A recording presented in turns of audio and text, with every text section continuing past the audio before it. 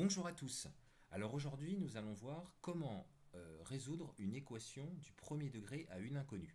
Alors en fait, ces équations, vous les avez déjà rencontrées au collège, mais là, dans cette vidéo, nous allons bien insister sur la méthode de résolution. Et ce qui est important ici à retenir, c'est pourquoi on fait les choses.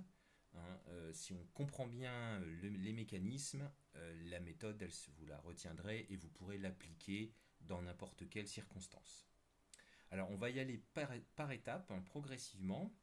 Donc, on va commencer par résoudre un type d'équation qui est très très simple. Par exemple, quand on vous dit résoudre l'équation 3x égale 4. Alors, en fait, ce qui va être important dans la méthode de résolution de ces équations, c'est par comparaison l'analogie avec ce qu'on appelle la balance de Roberval. La balance de Roberval, vous savez, c'est la balance avec deux plateaux. Et donc, en fait, on cherche à chaque fois à équilibrer les deux plateaux, ce qui veut dire que si on enlève une masse, je sais pas, de 2 grammes à gauche, il faut absolument faire la même chose à droite pour que la balance reste à l'équilibre. Eh bien, dans notre méthode de résolution des équations, ça va fonctionner de la même manière. C'est-à-dire toute opération que vous ferez sur le membre de gauche, il faudra faire la même chose sur le membre de droite. Et à ce moment-là, votre égalité sera conservée. Alors, ici, premier type d'équation, j'ai 3x égale 4. Donc il faut que je trouve x. Alors, ici, on n'a pas x dans le membre de gauche, mais 3x. Donc il va falloir diviser par 3. Donc si je divise par 3 à gauche, je divise par 3 à droite. Et donc je me retrouve à gauche avec x égale 4 tiers. Et effectivement, quand on fait 3 fois 4 tiers, ça fait bien 4. Donc 4 tiers est bien la solution de mon équation. Voilà pour ce premier type d'équation. Alors on va voir qu'en fait, tous les autres cas vont se ramener à ce premier cas. Alors, je vous donne un exemple. Imaginons qu'on vous demande de résoudre 5x plus 2 égale à 0, ce que j'appellerais le deuxième niveau, entre guillemets, le premier étant celui que j'ai donné tout à l'heure. Alors, notre objectif, ça va être de nous ramener au premier cas. Donc, en fait, avoir un coefficient multiplié par x à gauche, dans le membre de gauche, et dans le membre de droite, un nombre.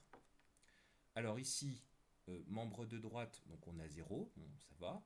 Membre de gauche, on a un plus 2 ici. Bon, donc on voudrait avoir 5x tout seul. Alors pour ça, il faut donc qu'on enlève le 2 qui est dans le membre de gauche. Donc si vous voulez, au départ, on avait plus 2, donc on va faire moins 2. Et comme on a fait moins 2 à gauche, on va faire moins 2 à droite. Toujours pour garder l'équilibre de la balance. Alors évidemment, cela il se simplifie. Et regardez, nous arrivons en fait à un type d'équation qui fait penser au premier cas que nous avions traité tout à l'heure. Donc ici, on a 5x, nous on veut x, donc il faut diviser par 5 à gauche, donc on va diviser par 5 à droite. Et donc on se retrouve avec x égale moins 2 cinquièmes. En effet, 5 fois moins 2 cinquièmes, ça fait moins 2, plus 2, ça fait bien 0. Donc la solution de cette équation, c'est moins 2 cinquièmes. Voilà pour ce que j'appelle on va dire, le deuxième niveau. Alors maintenant, on va passer au troisième niveau, qui est le niveau, on va dire, un peu plus général. Donc on va vous demander, par exemple, de résoudre une équation comme ceci. 4x plus 7 égale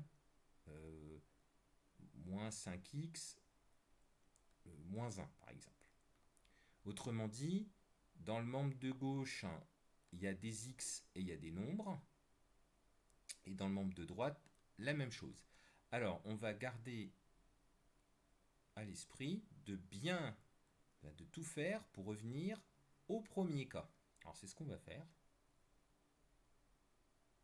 Donc ici, à gauche, on a 4x, très bien, mais on a plus 7. Alors nous, en fait, on ne veut pas garder le plus 7. Donc si on ne veut pas le garder, on fait moins 7 à gauche. Et comme on a fait moins 7 à gauche, ben on fait moins 7 à droite. Donc, on va se retrouver avec du 4x égale moins 5x moins 8. Moins 1, moins 7. Alors maintenant, à cette étape-là, on a des x ici à droite. Donc, on voudrait à droite n'avoir que des nombres. Donc, ce qu'on va faire, je vais laisser un petit peu de place, le moins 5x qui était à droite, on va ajouter 5x pour que les x du membre de droite se simplifient. Et comme là j'ai ajouté 5x, je vais ajouter 5x de l'autre côté. Ce qui fait 9x égale moins 8.